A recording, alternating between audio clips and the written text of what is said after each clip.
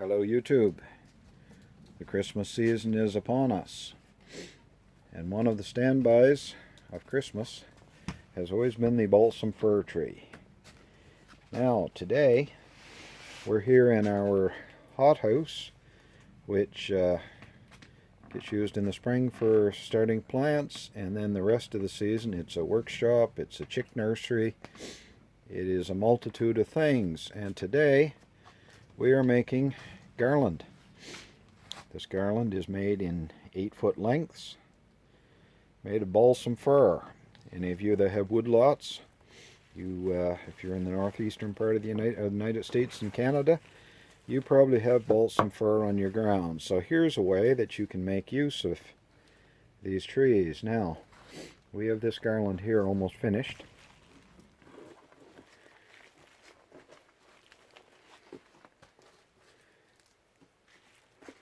Watch our very able garland tyer here for a few minutes.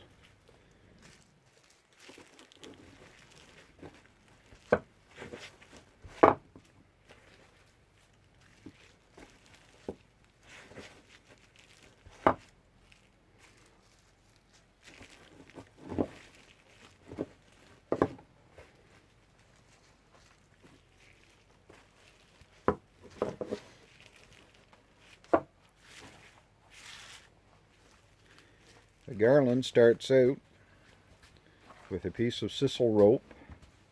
This is the rope here that we use. It's a 1/4 inch, 3/8 sisal rope. And what we do, we have a spike. Yeah, there we are. We have a spike driven in this end of the table and a spike down at that end of the table. We tie a loop in each end of the rope, stretch it tight, so we've got something to work with. And then the garland is tied up by placing alternating groups of tips, top and bottom, over the rope. And then they're wound on with wreath wire. And so each group of tips is 2 or 3 tips, sometimes 4, depending on how thick they are, stacked together. And they're tied top and bottom, wound with wreath wire. If you're in feed stores, hardware stores, you probably see this wreath wire around this time of year. And so we tie that on there like that. We bring it back as far as the loop. You ready to tie off? And now we need more tips. When we're picking tips for garland, now there's different types of tips. These ones, as you can see, are very bushy up and down through. Sometimes you'll get tips that are a little flatter like this, and it depends on the amount of sunlight that the trees grow. If you're using a flatter brush to make the garland good and heavy, we use more tips to each handful. If it's a good round brush, then we'll use a few less tips.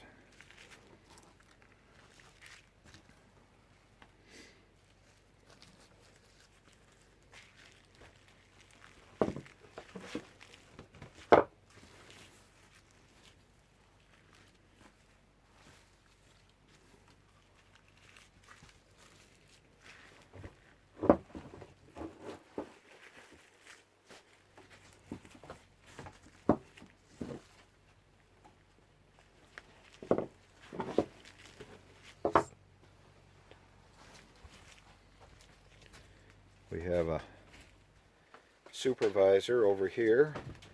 She has got 4 years experience in supervising garland tying. She's a little bit on the grumpy side, but she's friendly if you get to know her.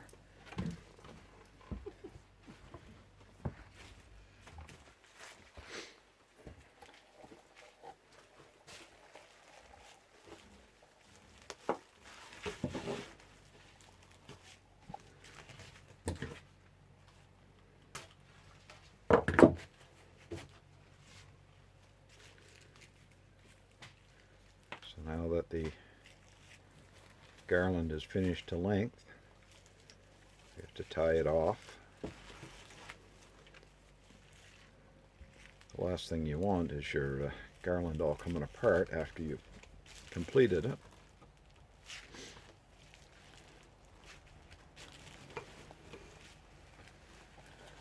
Now these garlands are they're suitable for outdoor use. If these garlands are hung inside, of course everybody knows if you put a natural Christmas tree inside the house, you have to water it. A garland, you can't water it, and so these natural garland are only for outdoor use. Artificial garland is okay inside the house. It doesn't dry out too bad. And there we go. Trim back the ends a little bit to expose the loop. Make sure the wire is tied in tight.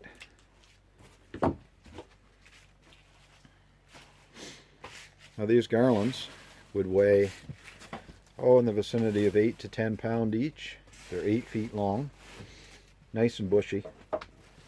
Now one thing that we have to watch for when we're doing garland, if you can see on this this particular limb right here, see those browned spills?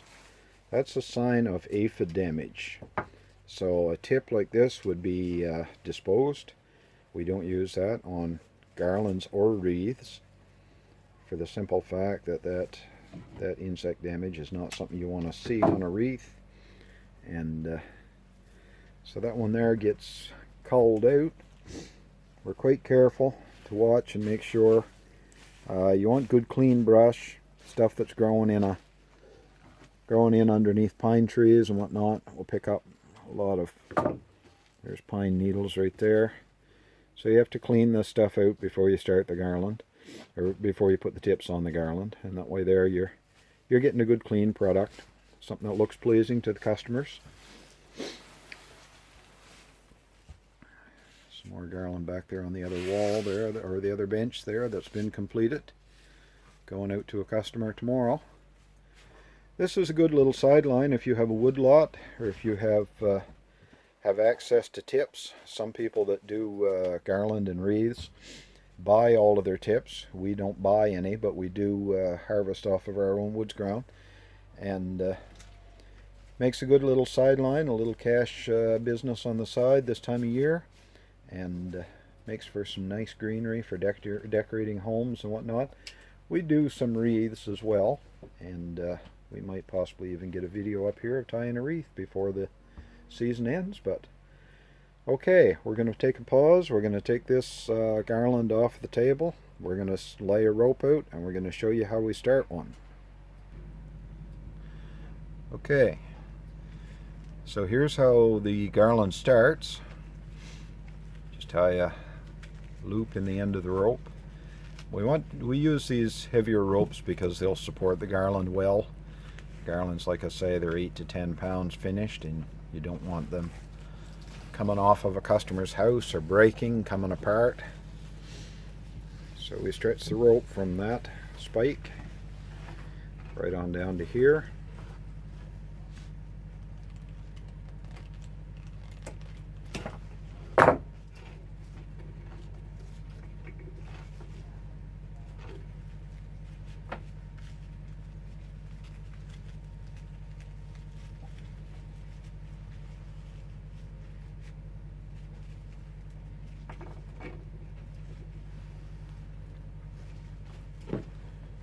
Rope good and tight, and raised off the table a little bit so that we can get the wire underneath. So we start the wire just behind the knot so that the wire is held for a start.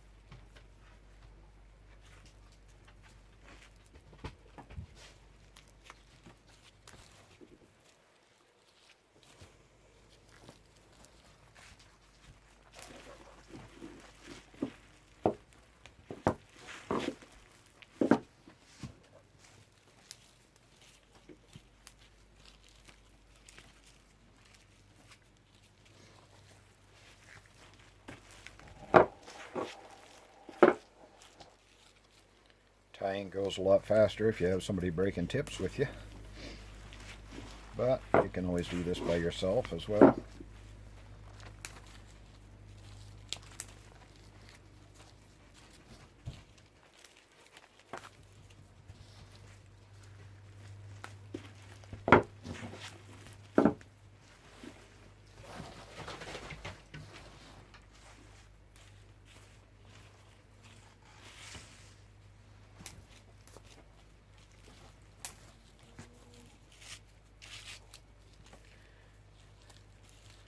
In the background we have Toodles and Oliver. They're hoping to break into the movie business, get a part in Hollywood. I'm not sure Hollywood is ready for them, but they're making their screen debut.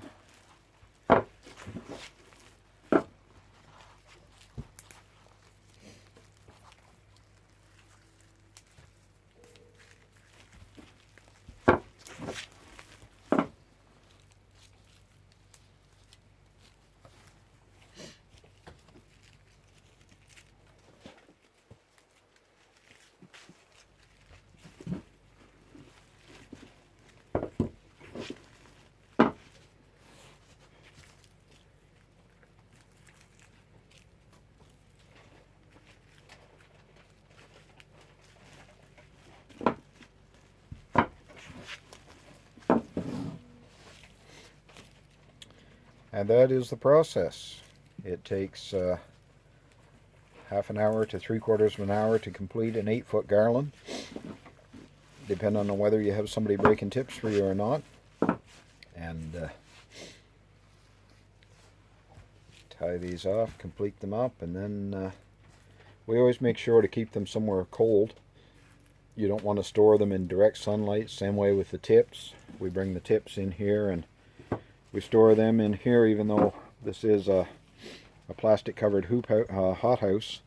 It does stay cold in here.